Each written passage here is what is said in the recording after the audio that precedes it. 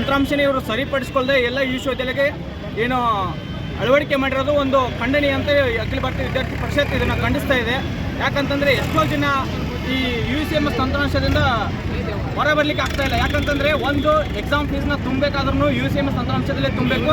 ಆಮೇಲೆ ಈಗ exam fees ಆಯಿತು, ಅದೇ ರೀತಿ ಅಡ್ಮಿಷನ್ ಪ್ರೊಸೆಸ್ನ UCMS ತಂತ್ರಾಂಶದಲ್ಲೇ ಅಳವಡಿಕೆ ಮಾಡಿದ್ದಾರೆ.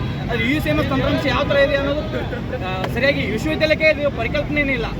ಆದ ಕಾರಣ ಏನು ಮಾಡ್ತಾಯಿದೆ, UCMSನ ಈಗ ಯಾವುದೇ ಎಕ್ಸಾಮ್ ಫೀಸ್ನ ತುಂಬಲಿಕ್ಕೆ ಪ್ರತಿಯೊಬ್ಬ ವಿದ್ಯಾರ್ಥಿ ಕೂಡ UCMSನಲ್ಲಿ ಎಕ್ಸಾಮ್ ಫೀಸ್ನ ತುಂಬಿದರೆ ಅದು ಅಮೌಂಟ್ ಡೆಡಿಕ್ಟ್ ಆಗ್ತಾ ಇದೆ. ಬಟ್ ಏನು ಅದು ವಿಶ್ವವಿದ್ಯಾಲಯಕ್ಕೆ ಹೋಗ್ತಾ ಇಲ್ಲ, ಈ ಕಡೆ ವಾಪಸ್ ಅದು ರಿಫಂಡು ಆಗ್ತಾ ಇಲ್ಲ ವಿದ್ಯಾರ್ಥಿಗಳಿಗೆ. ಅದಕ್ಕೆ ಇದನ್ನು ಥರ್ಡ್ ಪಾರ್ಟಿ ಆ್ಯಪ್ ಯಾವುದಿದೆ UCMS ಇದೆಯಲ್ಲ, ಇದನ್ನು ಸರ್ಕಾರ ಒಂದು ಹಣವನ್ನು ಲೂಟಿ ಮಾಡ್ತಾ ಇದೆ ಅಂತ ಹೇಳ್ಬೋದು ವಿದ್ಯಾರ್ಥಿಗಳಿಂದ.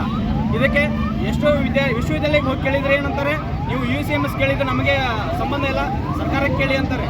ಹಾಗೆ ಸರ್ಕಾರಕ್ಕೆ ಹೋಗಿ ಕೇಳೋಕ್ಕಾಗಲ್ಲ. ಬಿಜಾಪುರ ಈಗ ರಾಣಿ ಚೆನ್ನಮ್ಮ ಪ್ರಸ್ತುತ ಏನಿದೆಯಲ್ಲ, ರಾಣಿ ಚೆನ್ನಮ್ಮ ವಿಶ್ವವಿದ್ಯಾಲಯದಲ್ಲಿ ಈಗ ಡಿಸೆಂಬರಲ್ಲಿ